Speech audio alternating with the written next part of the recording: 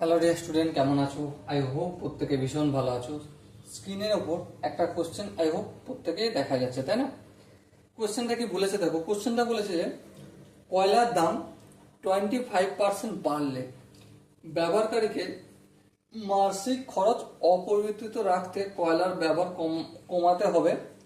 Option A আছে 25%, option B আছে 20%, option C আছে 21% এবং অপশন ডি আছে 20.14%। সো মাই ডিয়ার ওয়াটসন, এই চারটি অপশনের মধ্যে কোন অপশনটা সঠিক সেটা কমেন্টে জানাও। আর পার ডে এই টাইপের ভিডিও পেতে গেলে কি করতে হবে ইউটিউব চ্যানেলের সাথে সেটা তোমরা জানো।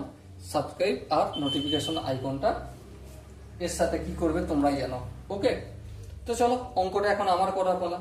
দেখো, কয়লার দাম 25% বৃদ্ধি পাচ্ছে, তার জন্য খরচটা কোনো রকম কিছু করব না। তাহলে করবোটা কি?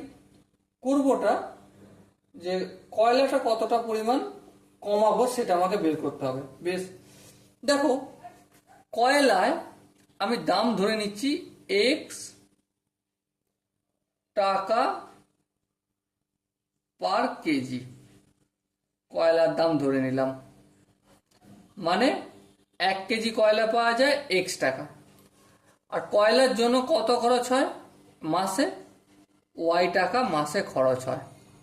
বেশ, তার মানে এই যে কথাটা ধরলাম এটা আমি লিখতে পারি যে এক্স টাকায়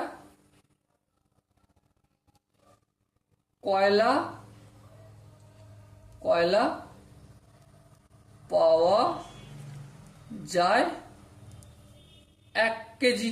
হ্যাঁ ঠিক, তার মানে 1 টাকায় কয়লা পাওয়া যায় 1/x কেজি।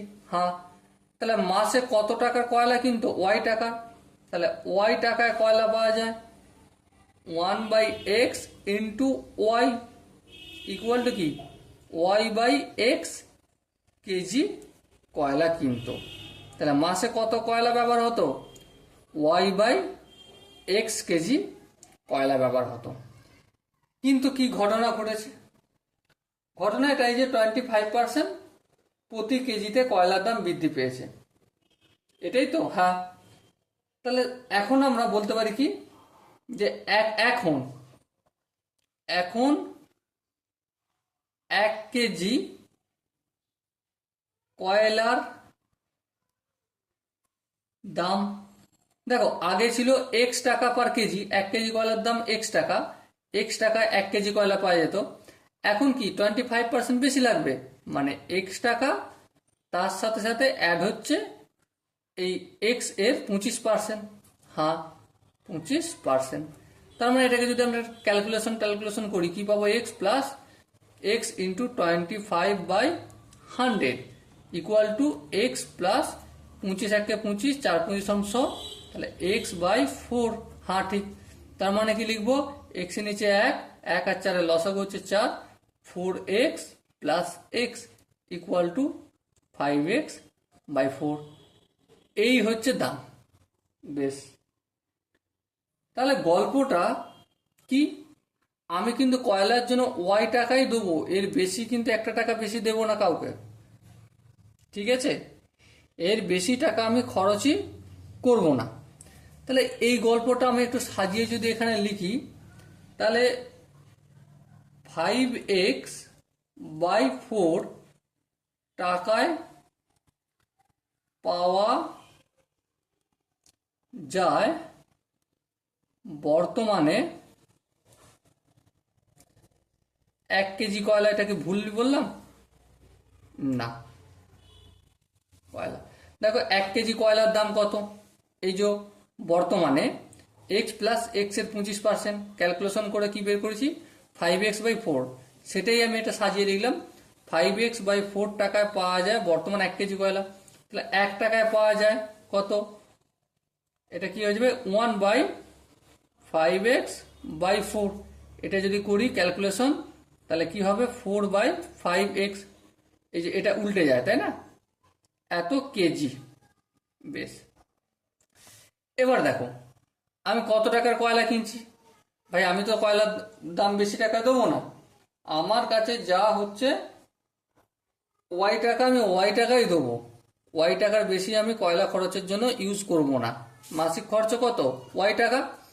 সো এখন ওয়াই টাকায় কয়লা পাওয়া যায় কত? 4/5x into Y equal to কি হবে? 4y/5x KG. তাহলে দেখো, যখন এক্স টাকা দাম ছিল তখন কত কেজি কয়লা ব্যবহার করতো? y/x। যখন 5x/4 টাকায় 1 কেজি কয়লা পাওয়া যেত, মানে 25% বৃদ্ধি পেয়েছিল, তখন ওয়াই টাকায় কত কেজি কয়লা ব্যবহার করতো? 4y/5x। হ্যাঁ, তাহলে এই যে কতটা পরিমাণ হ্রাস পেয়েছে, মানে কয়লা ব্যবহার হ্রাস, কয়লার ব্যবহারের হ্রাস কত? অবশ্যই y/x ছিল, তা থেকে হয়েছে কোনটা?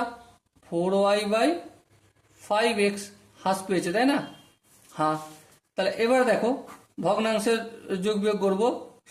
সিম্পলি 5x লসক হবে, ফাইভ এক্স কে আমি এক্স দিয়ে ভাগ করলে 5 হবে, 5 কে ওয়াই দিয়ে গুণ করলে 5y, মাইনাস 5x কে 5x দিয়ে ভাগ করলে 1 হবে, 1 কে যদি 4y দিয়ে গুণ করি 4y। তাহলে ইকুয়াল টু কি হলো? y/5x। এইটা হলো কি আমাদের এত কেজি হ্রাস পেয়েছে। হ্যাঁ, এবার দেখো এটা যদি আমি পার্সেন্টেজে ভগ্নাংশে কনভার্ট করি তাহলে কি হবে? কতর মধ্যে হ্রাস পেয়েছে? y/x। কতটা হ্রাস পেয়েছে? y/5x। এটা ভগ্নাংশে হলো। হ্যাঁ, হরে কে হয়? হরে হয় যার সাথে তুলনা করা হয়। যার সাথে মানে প্রথমে কতটা কয়লা ব্যবহার হতো? y/x কেজি, তাই না? দেখো এখানে y/x কেজি এর সাথে তুলনা করা হতো, তাই আমি এটা লিখলাম। এবারে দেখো কতটা হ্রাস পেয়েছে সেটাও এখানে লিখলাম। এটাকে যদি আমি পার্সেন্টেজে ডাইরেক্ট করে নিই তাহলে ইনটু 100, এই পার্সেন্টেজের চিহ্নটা দেবো। এবার দেখো ছোট একটু ক্যালকুলেশন, y/5x লিখবো, 5 কেন লিখলাম? y/5x ইনটু, এটা ভাগ চিহ্ন ছিল, গুণ চিহ্ন করলাম, তাহলে y/x ছিল, এটা কি হয়ে যাবে? x/y ইন্টু 100 এই পার্সেন্ট। তাহলে এই ওয়াই কাটা যাবে, হ্যাঁ, এই এক্স কাটা যাবে, আর এখানে 5 আর এখানে 100 কাটাকাটি হয়ে কত হবে? 20 হবে। তাহলে আলটিমেট কি হলো? 20% হলো। সো মাই ডিয়ার ওয়াটসন, এখানে যে 4টে অপশন আছে না, এই 4টে অপশনের মধ্যে কোন অপশনটা সঠিক হবে? Obviously option B is the right answer. Okay, I hope তোমরা প্রত্যেকে প্রতিটা স্টেপ বুঝতে পেরেছো। যদি কোনো স্টেপ তোমাদের ডাউট বলে মনে হয়, ভিডিওটা আর একবার দেখো, কনসেপ্টটা বোঝার চেষ্টা করো, কোশ্চেনে কি বলছে, আর সেই কোশ্চেন অনুযায়ী আমাকে কি করতে হবে। ঠিক আছে, কোশ্চেনে কি বলছে আর কোশ্চেন অনুযায়ী আমাকে কি করতে হবে সেটা যদি একবার বুঝে যাও, যে কোনো অঙ্ক আই হোপ তোমাদের খুব একটা প্রবলেম হবে না। ওকে, চলো দেখা হচ্ছে পরের অঙ্কে। ততক্ষণ পর্যন্ত ভালো থেকো, সুস্থ থাকো এবং জয় হিন্দ।